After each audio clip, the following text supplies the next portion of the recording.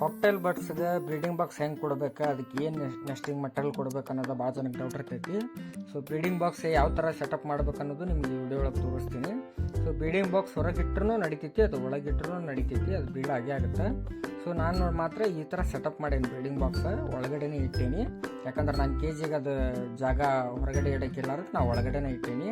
So ಇದಕ್ಕೆ ಏನು nesting material ಕೊಡಬೇಕು, ಎಷ್ಟು ಕೊಡ್ಬೇಕು ಅನ್ನೋದು ನಿಮ್ಗೆ ಹೇಳ್ತೀನಿ ನೋಡಿರಿ.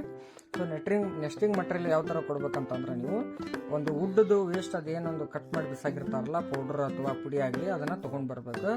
ತೊಗೊಂಡ್ಬಂದು ಬ್ರೀಡಿಂಗ್ ಬಾಕ್ಸ್ ಒಳಗಡೆ ನೀವು ಹಾಕಬೇಕು. ಯಾವ ಥರ ಇರುತ್ತಪ್ಪ ಅಂತಂದ್ರೆ ಇಲ್ಲಿ ತೋರಿಸ್ತಾ ಇದೆ ನೋಡಿರಿ ವಿಡಿಯೋ ಒಳಗೆ. ಈ ಥರ ನೀವು ತೊಗೊಂಡ್ಬರ್ಬೇಕು. ಅದನ್ನು ತೊಗೊಂಡು ಬಂದು ನೀವು ಅದನ್ನು ಬಾಕ್ಸ್ ಒಳಗೆ ಯಾವ ಥರ ಸೆಟಪ್ ಮಾಡ್ಬೇಕಂತಂದ್ರೆ, ಅದಕ್ಕೆ ಕ್ಲೀನಾಗಿ ಒಂದು ಸ್ವಲ್ಪ ಬೆಡ್ ಗಟ್ಟೆ ಆಗಿರಬೇಕು, ನೈಸಾಗಿ ಹಾಕಬೇಕು. ಅದ್ರ ಮೇಲೆ ಹಾಕಿದರೆ ನಿಮ್ಗೆ ಎಕ್ಸ್ ಹೊಡೆಯೋದಾಗಲಿ ಅಥವಾ ಮರಿಗಳು ಅಥವಾ ಇವಾಗ ಹುಲಿಗಿಲ್ ಹಾಕಿದರೆ ಕಾಲಿಗೆ ಸಿಕ್ಕಾಕೊಳ್ಳಲ್ಲ. ಆ ಥರ ಒಂದು ಸೆಟಪ್ ಮಾಡಿದರೆ ಒಳ್ಳೆಯದಂತ ಹೇಳ್ತಾ, ವಿಡಿಯೋ ಇಷ್ಟ ಆದರೆ ಲೈಕ್ ಮಾಡಿ, ಸಬ್ಸ್ಕ್ರೈಬ್ ಮಾಡಿ, ಲೈಕ್ ಮಾಡಿ.